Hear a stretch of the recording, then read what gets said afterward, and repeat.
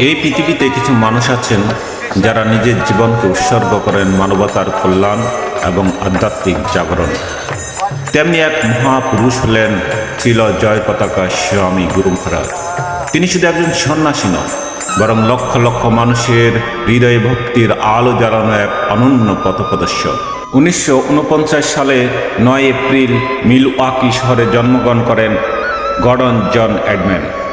শৈশব থেকেই তার মনে ছিল জীবনের গভীর সত্য জানার আকাঙ্ক্ষা।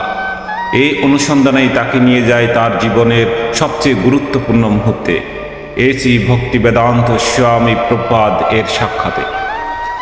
এই সাক্ষাৎ তার জীবনকে পূর্ণ বদলে দেয়। গুরুদেবের শিষ্য হয়ে তিনি যোগ দেন ইন্টারন্যাশনাল সোসাইটি ফর কৃষ্ণ কনসাসনেসে। তিনি সারা বিশ্বে কৃষ্ণ ভাবনামৃত প্রচার করতে শুরু করেন। বিশেষ করে মায়াপুরে তিনি বিশাল আধ্যাত্মিক প্রকল্প পরিচালনা করেন। তার অক্লান্ত প্রচেষ্টায় মায়াপুর আজ বিশ্বব্যাপী ভক্তদের এক প্রধান তীর্থস্থান। 2008 সালে হঠাৎ করে তিনি গুরুতর স্ট্রোকে আক্রান্ত হন। অনেকে ভেবেছিলেন হয়তো এখানেই থেমে যাবে তার পথ চলা, কিন্তু না, অদম্য ইচ্ছাশক্তি ও ভক্তির জোরে তিনি আবার ফিরে আসেন। অসুস্থ শরীর নিয়েও তিনি আজও ভক্তদের অনুপ্রেরণা দিয়ে যাচ্ছেন।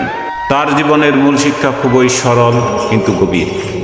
যুব বয়সে আধ্যাত্মিক জীবন শুরু করো, সর্বদা ঈশ্বরের নাম স্মরণ করো, নিঃস্বার্থভাবে মানবতার সেবা করো।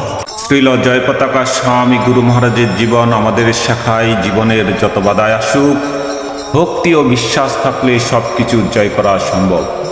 তার এই মহাযাত্রা আমাদের সকলের জন্য এক অমিলন অনুপ্রেরণা। আসুন আমরা সবাই ভক্তির পথে এগিয়ে যাই এবং আমাদের জীবনকে করি সার্থক।